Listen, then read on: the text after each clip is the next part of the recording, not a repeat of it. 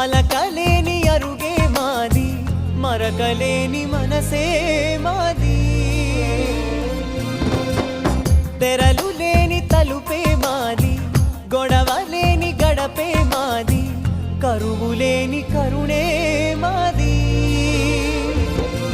ఈ చోట కురిసేటి ప్రతి చినుకు జన్మ పావనమే, ఈ తోట విరిసేటి ప్రతి పువ్వు బ్రతుకు పరిమళమే.